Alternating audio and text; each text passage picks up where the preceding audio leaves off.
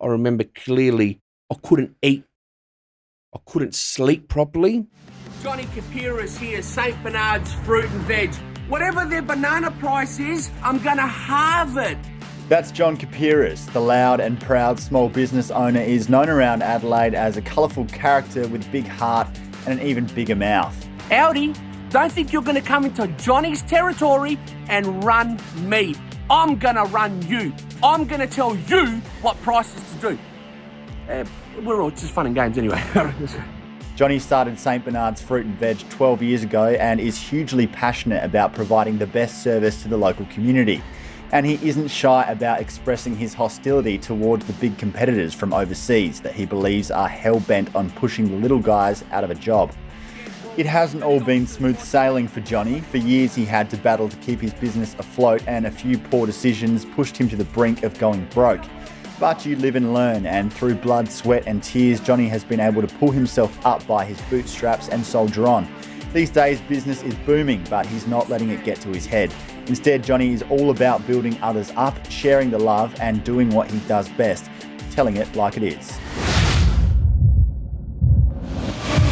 Johnny, where's your passion come from? Because we know you're a passionate man. My passion truly comes from my heart, man. We've been in business for a very, very long time. We've actually, when my grandfather came here in 1948 from Greece, mate, he's like worked for Holdens for so many years, saved up enough money to build his business, and basically my drive comes from my grandfather. It's actually in the blood. He was a very, very hard, very shrewd businessman, but very good at the same time. So we've just learnt from him, mate. And what business did he start? Well, he started growing tomatoes on the farm back in Two Wells, I think back in the 60s or so. And from growing, he was then passing his crops or his yield onto merchants. And he found he kept on getting ripped off from the merchants, whether it was in the Adelaide markets or the Melbourne markets. And then he said, stuff it. So he left one of his brothers here to continue to take care of the farming side. And then he went and opened up wholesale business in Melbourne, which it's still there to this day. So basically growing the tomatoes on one end, selling them at a premium price on the other. And then from wholesale sales, it went into fruit shops in Victoria as well.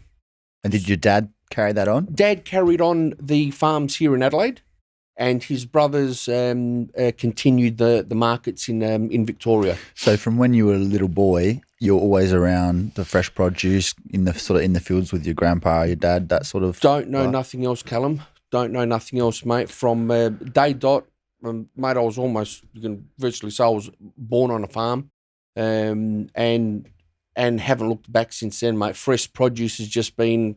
I just love it, man. I wasn't that good in schooling, so my father said, "Well, get out of the school, mate. Got to grow something." Yeah, come and grow something, all right. And so, when do you first remember having that connection with fresh produce and feeling in your soul that was it for you? That was your calling. Probably when I was in my early teens, I reckon. I knew I wasn't going to be a rocket scientist or a doctor or an accountant. So I think that was pretty clear. That was mate. I can't even spell properly, man. I've got my missus got to run behind me on Facebook and say, "Dickhead, like this is how you bloody spell this and that." I'm there, man. So from an early age, I knew that I was going to do something in the fresh produce industry. I didn't expect it to actually be retail fruit and veg. I thought it might have been more into the wholesale because I did love the wholesale markets, especially Footscray markets in Victoria and that. We lived there for 9 years, and my wife's obviously Adelaide girl, and she wanted to come back, all her family's here and that. And then that's when we opened up the fruit shop, St. Bernard's Fruit and Veg. And so how long was that whole period, and how did you get to the point where you took over and actually run that place now? So like I said, we were in Melbourne for about 9 years. And for the last year or two that we were there, she said, "Look, John, I want to come back." And I said, "Well, I don't know what to do." I did know how to not run a pizza bar, but I was working in a pizza bar as well when I was in my younger years. So we actually found the site from Melbourne, which is today St Bernard's Fruit and Veg. And I said, look, it's either a pizza bar we're going to turn it into or a fruit shop. Finally come to the conclusion, like with my father, he said, mate, I think you should do the fruit shop. That's what you know probably a little bit more better of. And so that's what we ended up doing, turning it into a fruit shop. And ironically, we've got a pizza bar in there now. How many years ago was that? 12 years now. Right. It's been 12 years that we've been there. And what has that 12 years been like for you? Obviously, you're super invested in running that place and in your local community as a whole, and you're a larger-than-life character around the traps. What's it meant to you to have that place? Mate, that piece of dirt, honestly, is like a piece of my life. There's been a lot of ups. There's been a lot of downs. We done, well, I should say, I done a lot of good investments and a lot of bad investments, right? Because I don't want to, if my wife will end up watching this, the bad investments that I went to do, she said, don't friggin' do them. I've done them. They were a flop. So, Does she know about all of them? Oh, she knows. Yeah, she knows. Yeah, because they cost me over $1 million. That's why. But like I said, I tried to expand my businesses, Callum, too fast. So we had this. We opened up the St Bernard's. That was going very well. Another fruit shop in the area came up for sale. I bought it. Basically, bought the opposition out, and then I bought another one. And 12 months, I bought another one. So I'm running 4 shops at once. And what was you thinking at that time? You just wanted to take over the fruit game. I just wanted to take over the world, mate. I wanted to take over the world. I was just like that hyped. Everything was going good. And then all of a sudden, everything at once sort of happened. Your Audis all came into play. The economy went a little bit pear-shaped back then as well. Like our shops just went from here. They just got chopped. We lost 30% of trade virtually overnight, man. I'll never forget that. And I said, what the hell's happened here? Speaking to others, businesses and what have you, same thing happened to them, regardless of what industry they were in. And I just thought, oh my God. And things started going backwards 100 miles an hour. How far in were you at that point? When was that? Probably about 8 years in, I reckon, since I owned St Bernard's. Okay, so you'd had a good run. We had a real good run, and then, like I said, then all of a sudden, all this, shit's hit the fan. Everything started going backwards, and from it climbing 100 mile an hour, it started going backwards 100 mile an hour. And obviously, you got used to being on that high and things building and feeling good, having that progress. Yep. And then for that to all stop and go the other way, how did you cope with that? Oh, mate, I was not good, man. For like a solid year and a half to 2 years, mate, I'll be straight out with you, really like depressed. I wasn't sure what was happening with the business, mate. Even once I thought, oh my God, like things aren't good. There's a good chance we can lose everything we've built. A lot of pressure. Mate, huge amount of pressure. And your family, obviously, trying to support as well. Family supported me, but I probably kept my wife's a stressor and my dad's a stressor. So I kept a lot of it under the carpet, and I just kept on saying to myself, "You'll get out, you'll get out." Because you didn't want to stress them out more. I didn't want to stress them out. I just thought there's no point everyone stressing. There's better just to me to stress, right, than to sit there and try and then stress everyone else out. Then the wife starts stressing, then your kids will start stressing. They're old enough to understand what's going on. It'll make it worse. But man, I just powered through it every day, Callum, for like 2 years straight. I did not move from that shop, man, and ideas, what am I going to do? How are we going to do this? And thank Christ, with a little bit of luck that I had some good help along the way from some top-end people, and we got out of some leases from a shop, and we done, what can you say, changed a few things, changed the business model around a little bit, made some sacrifices, and we done all right, man. We traded out of everything, and things have just gone bang again, thanks to social media now. But when you had those years where you pretty much had to sit in the pocket and make it happen and carry that as a burden that, you're the family man, you're the man running the show. Yep. If you don't make this work, then it's not going to work for everyone. That's a lot to take on.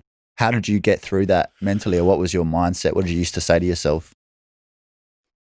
Mate, to be honest with you, I can't remember exactly, but all as I know, I couldn't sleep at nights. I remember clearly I couldn't eat.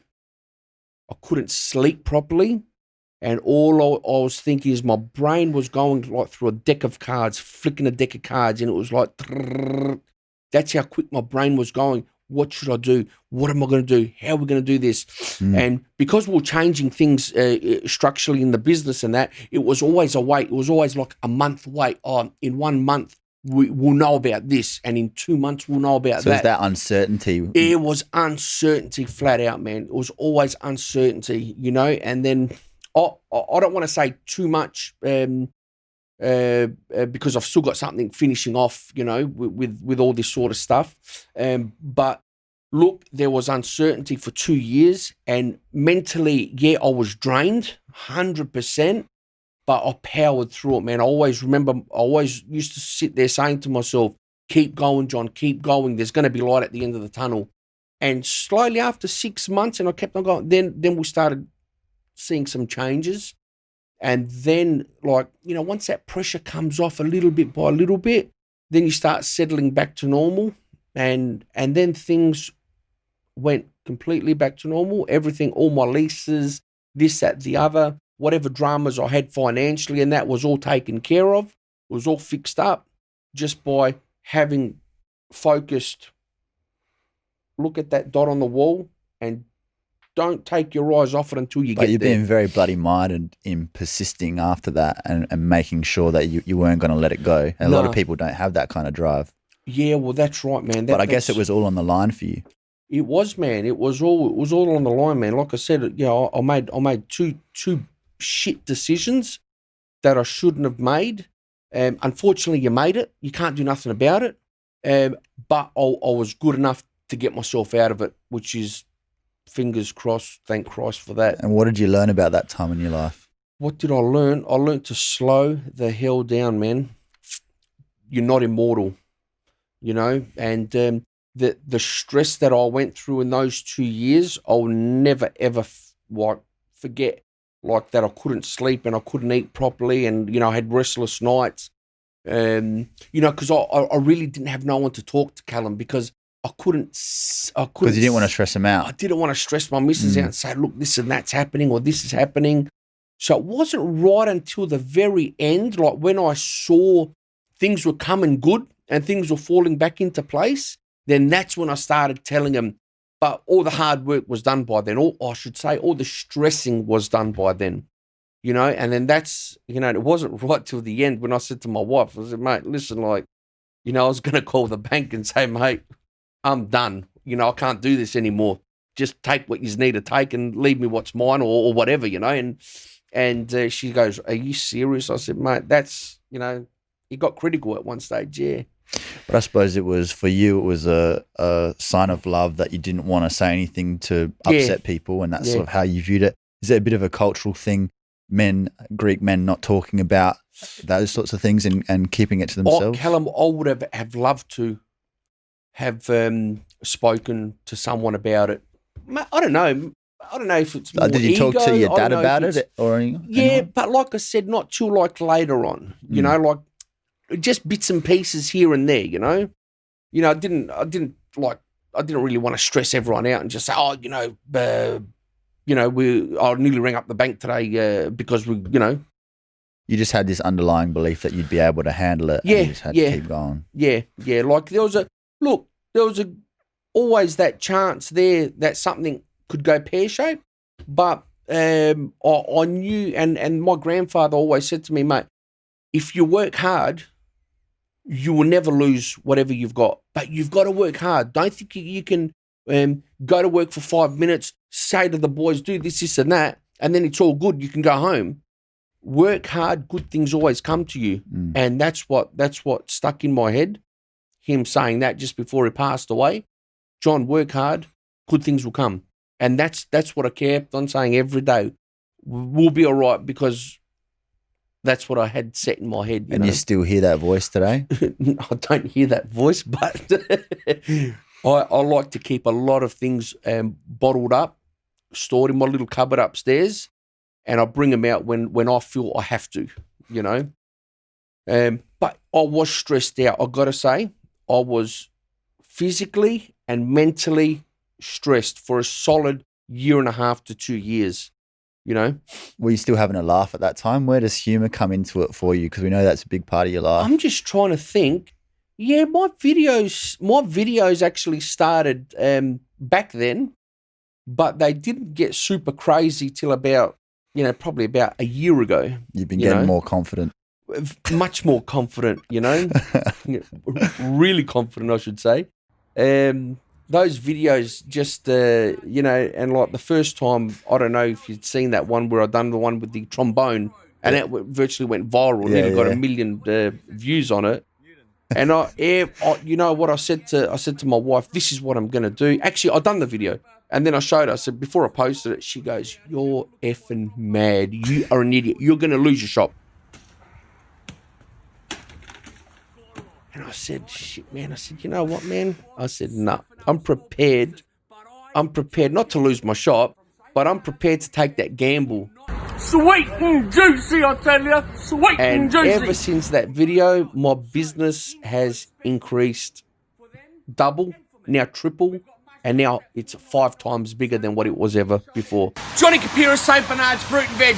It's a fruit fiesta. It's a fucking orgy of fruit and veg. And why are you prepared to take that gamble? Why do you do those videos, and why is humour such a massive thing for you? Oh, I just think it's thinking outside the square, Callum. Yeah. It's thinking outside the square. No one really, or definitely not in my industry, has done that. And I actually got the inspiration from, I don't know if you know Flavor Flavor. Yeah. That guy, I actually brought him down. And that was when we done one of our first crazy videos with him. And he was my inspiration, to do the videos. But a year or two prior to that, I was doing the videos, but instead of, because I had like so many specials, I couldn't be bothered typing them out with a photo and then the special, photo and then the special. So I said, you know what? I said to my manager, I said, Nino, I said, just walk around the shop. I'll announce a special, and at the same token, they can see the stock as well.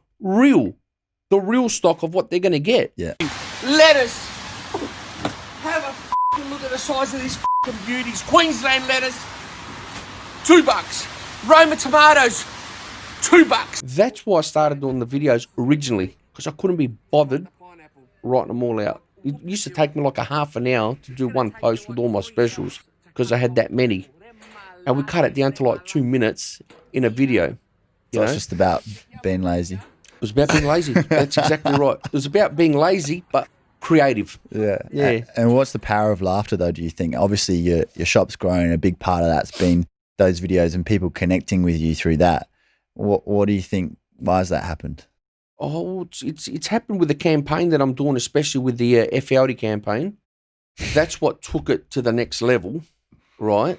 And, mate, they like, they like seeing someone acting like a bloody idiot on social media. I think also, it's not just you being an idiot for no reason. Yeah. You're showing your passion and your heart, and you're talking about what you believe in. Yep. And I guess people like the shock value of knowing that you're being authentic, because they feel like that's exactly how you'd talk to them if they walked into the shop. Yep. And some people love it. Some people it's not for them. Exactly right. But that's how exactly it is. Right. And we've built up our followers, 90% of them from acting like this. You see, the difference is... Has the age of your clientele changed, or do the oldies love it?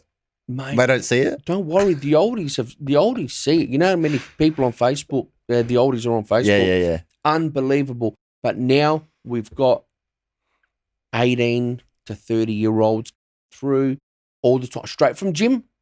They come, they get their veg, and they go. It's like clients that I didn't have before. It's customers I never had, and that's all Instagram. Facebook is still the oldies, Facebook is where I get all the complaints, all the haters, because, you can't swear, I'm there. Mate, just shut up, you bitter old people. If you don't like it, don't look at it. You can still come to the shop. I don't act like, look, I muck around in the shop, this and that, don't get me wrong, but I'm not going to sit there like mega swearing like I do on the camera, Oh, you shouldn't be swearing. Yeah. Don't, please, man. Like, I've built my shop now on this. You can't take that away from me. Yeah, and I think people just love that you're yourself, and in this age of PC culture where you're not allowed to say anything or do anything, or you're going to offend someone, and then you come out every day and go like, have a fucking look at this. Yeah. And people are like, you can't say that, and that's why we love it. Yeah, well, that's right, man. Like, it's different. It's outside of the square, isn't it? Yeah. It's... You either can do it or you can't. Like, you're either professional and like, everyone says, that's not professional. I'm there, you idiots. I'm not claiming to be professional. I don't want to be professional. That's the difference. And it's your shop. It's my shop, man. But, talking to the boys just before, mate, it's like, I know what it's like to be in business. It's hard. I'm a lucky one because my social media has gone bunters, as we all know. There's a lot of business out there that are struggling, right? And I, myself, if I can, I'll help them as much as I can. Mate, many times I've put a post on Instagram. Anyone who wants to promote and I've only got 15,000 followers, man. It's not like I've got 10 million, right? But it gets a lot of traction. That's the good thing about it. So I say, you'll see a post every now and again. I'll post any businesses that want a quick gig, send me your Insta address and a photo. And man, I'll dedicate one whole weekend just for them. Every fortnight or every third or fourth week, whatever it is, every weekend, that whole weekend I dedicate, and I might post about 30 or 40 different businesses, and that's good, man. It's good for them. It's good for me. Makes me look good. It helps them.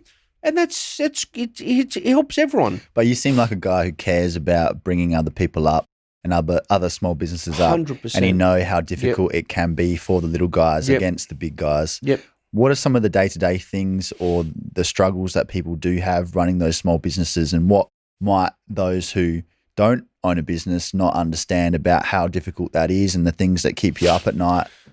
People only see what goes into the register. They don't know how much works in that back end, in that office, mate.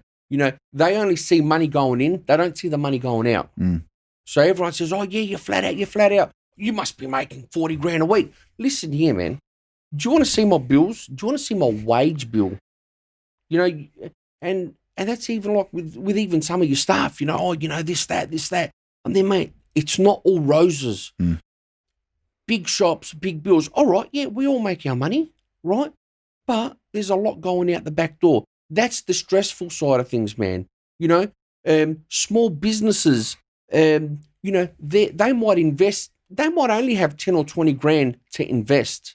They're going to invest all that money, man. Do you think they want to lose it? So they drive, man. They've got to make sure. They've got to be there every day. Work to make sure they don't lose their money, because that's all they've got, man. That's all they've got. That's why people... they think, businesses are easy. Oh, yeah, I'll just go and own my own business. Yeah, try it. You think it's that easy? Go and try it.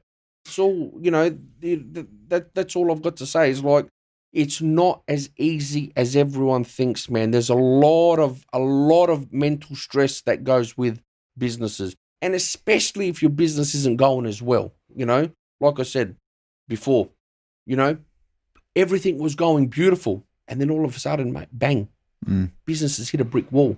And that can always happen. You can never get complacent, as we've seen, obviously, with the pandemic at the moment. You can never predict everything that's going to happen, and that's had a massive effect on small business. Have a look at the restaurants. Have a look how many restaurants are going to close down. They're talking about suicide rates already, man. Like, that's just insane. You would understand that, having felt like you felt years ago and felt that pressure and known what it is to have that on your shoulders, to see all these small businesses now who are in a similar position, and you must feel that compassion, but you would really get where their heads go when they're like, well, I've got no way out of this. Yeah, especially the ones that are tied up with big leases. Look, I think the government's, I don't know if it's true or not, they've come in and said by a certain date, because of the COVID, you can basically liquidate your business with no questions asked. I don't know how true that is, but in a way, if it's true, I do feel sorry for the people that were supplying the restaurant, because if you can just pull the pin and do your supplies in for tens of thousands of Then dollars. they get screwed. Then they get can't screwed. get off They're a scot-free. business as well, man. Like, I'm not too sure. But getting back to the business owner themselves, man, they've got kids that are going through schooling and they're probably putting them through good schools. Who's going to pay for that, man? What, take your kid out of school? Oh, my dad can't afford it. It's like, it just changes everything, man. And you got to feel for the business owner 100%, man. Like, you know, you're making your 2, 3, 4 grand a week and then all of a sudden that's gone. What do? You know, go and work for another cafe if you've only got that experience. What cafe are you going to go and work for? When are they going to start rehiring again? Just using cafes for examples. There's going to be a lot of stress, mate, for a lot of people, and not just, you know, the staff as well. That's their livelihood. I don't know, man. It's very, very stressful with the COVID, I guess, for a lot of people. But I can't look. My business has increased 30% because of COVID. You know, like ever since the panic buy, like my shop's gone up here, and it hasn't gone back down. You know, why is that? Are people just panic buying? When the restaurants closed down, the cafes, obviously everyone was cooking at home. Yeah. Yeah. So where they're going to go? They're going to go to their fruit shop, their butchers, this and that. So we picked up, and so did supermarkets. Supermarkets picked up, you know, guaranteed 30, 40% as well. If I picked up that, they picked up that for sure as well. Did you start selling toilet paper? Well, I had connections, man. I was actually selling toilet paper a year before COVID. I always had one pallet sitting there. Always, because I'd done an ad, you know, an ad for Audi one day saying, you know, like, I'm going to sell bloody toilet. You know, if you're going to sell toilet paper, I'm going to sell toilet paper. If you're going to sell fruit and veg, I'm going to start selling your lines. Sanitizer, I'll actually, look, because we're so big on social media now, I get people messaging me, do you want this? Do you want this? Do you want that? I'm there, well, sanitizers come up. And I said, well, you know what? I've got people chasing it. I said, mate, I'll take a pallet, you know? And, mate, we sold, I don't know, I think 12 pallets of sanitizer, you know? Toilet paper, I had that connection there, man. We sold probably 30 pallets of toilet paper. This is like in a fruit shop. But you couldn't get toilet paper. So I had those big industrial ones. They were buying them, dude. They were buying them. Yeah, so, and it's happening again now as well. And it's starting to happen again now. Yeah. Well, you know? Talk about the little guy versus the big guy. Obviously, at this time, with so many small businesses that are struggling, it sort of brings into perspective just how much those businesses need to rely on the public and the local community, which is something that you're really big on all the time. Yep. So talk about, you know, Audi especially is one of your pet peeves, but the pressure on the little guy because of the big corporations. Well, these idiots, Audi, right? So I've never ever had a problem with Audi. If Audi were to say, listen, right, let's put up 10 Audis in Adelaide. But instead, their goal's 55 to 60 shops on a saturated market already, man. We've got IGAs, Foodlands, Drakes, Romeos, Coles, Woolies. Mate, we've got a whole heap already. Now, stupid government, why would they let them come in on a saturated market to Australia, regardless, you know, whether it's South Australia, but into Australia already? Then in Adelaide, they've got programmed for 55 shops to come in. So when I had my shop there in Colonnades, their first target was South. So they peppered 4 shops all around, not my shop itself, but Colonnade Shopping Centre, all in that vicinity. That shop there, my shop, dropped 60% overnight as soon as those Audis opened up. That's why I've got such a bitter stick with those guys. And then it stemmed from there, right? Then I started looking into it. And then I started thinking, hang on, man, like, really? Costco comes here, right? They open up 1 store, man, in each state, right? Why do you want to open up 55 stores in Adelaide on a ship market already when there's heaps of fruit and veg shops and heaps of grocery stores already? Who are you targeting? All right, you're going to take market share off your Coles and Woolies, yes, but you're going to destroy all the small businesses, from your butchers to your bakeries to your fruit shops. You're going to crucify them. And that's something that the public doesn't think about. If you're not in that business, you don't give it another thought. But there's all these people who work to make our state great who suffer as a result of that. So Is that why you take it on as like a personal vendetta? I've taken it on as it may. And like I said, Callum, it started off in colonnades. That's where it stemmed from there. Because I thought to myself, you know what? If the idiots opened up one shop, I'd still be trading there today. But they go and pump 4 or 5 shops. And I'm talking like it was in a radius of like maybe 5 Ks. I'm just there, no way, man. And I saw firsthand what it done. I witnessed it. I was there. But you're passionate about it because of what it does to your community. Yes, 100%. But like I said, it all stemmed from there. And because I saw it firsthand, I thought to myself, when they came down to East, then that's when I really ramped up the campaign and thought, I'm not letting this happen. It's not going to happen to me twice. It's not going to be deja vu. No way, man. And then that's when I went full steam ahead. And then look, things stemmed from there onwards, with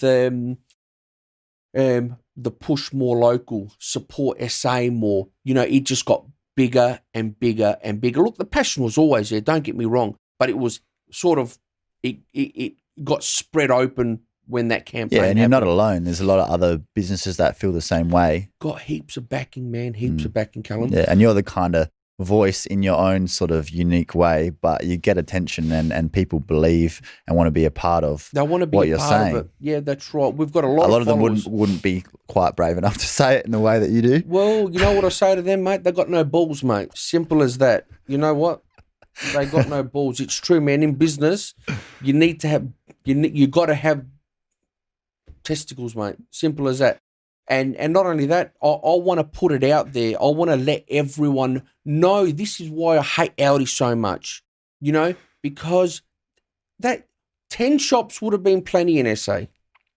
10 shops per state, not 55. Yeah, because it's Not about 55. dominating the market and pushing everyone else out. You're just really killing everyone, man. And the government, as far as I'm concerned, they should have known this. They should have seen this, And that's why I'm taking my stand there. And to be honest with you, I hope to God that they sue me. I want them to sue me because I can take my campaign to the next level.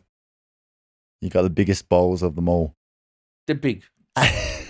Now that your business They're hairy too. They're Greek. They're relaxed. Now that your business is doing really well again after the previous experience that you've had, how do you look at it differently, or how do you reflect on the past and now be able to appreciate things more? Well, they always say like a person who goes broke, right? The next time they come into business, they're 10 times more switched on because they know what's happened behind there. So I'm not afraid to admit it. Yeah, I nearly went broke, and it's just as bad as being broke. You know what I mean? Like, I've seen all my mistakes, and you can fine tune that business model now 100%, tweaked it. But on the same token, Callum, we've been very, very lucky, man, with our social media as well. Social media's taken my business. St. Bernard's has always been a busy shop from day dot that we've had it. But like I said, now it's 5 times busier, and you can say, 30% of that, maybe 40% of that is thanks to social media. I had Shit Adelaide share a lot of stuff for me. I had Aussie with Cozzy. He shared it, that video that went gangbusters, a couple of years ago. That got our name out there, man. Yeah, you're a bit of a cult figure these days. A bit of a cult. What about your own enjoyment, though, and your pride and your gratitude? Love it. Being able to see how busy things are and that you don't have to worry anymore. I thrive on it, man. I thrive. I go home after a hard day's work, and I sit down and we talk with the missus, and I'm there. What can we do next for social media? Because social media, you're there today, you're gone tomorrow, and it's actually gaining momentum. I don't want to lose it. I'll be straight out with you.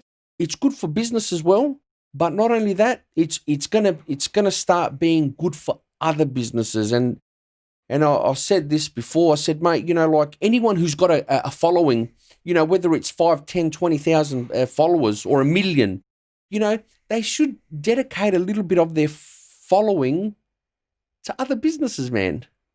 Does that make sense? To paying it forward, yeah. Yeah, you know, like you go to a restaurant, give them a good spill, not just a tag and just say, man, like I'm always doing restaurant reviews, this and that. You know, I'm always doing. Yeah, but you know stuff. what it means firsthand from your own experience. You know what, man? You're probably right, Callum. You're probably spot on, man. You get how much is going out the door, not just into the till, and how much hard work it takes. You know what, dude? I never ever thought of it like that, but you're spot on there.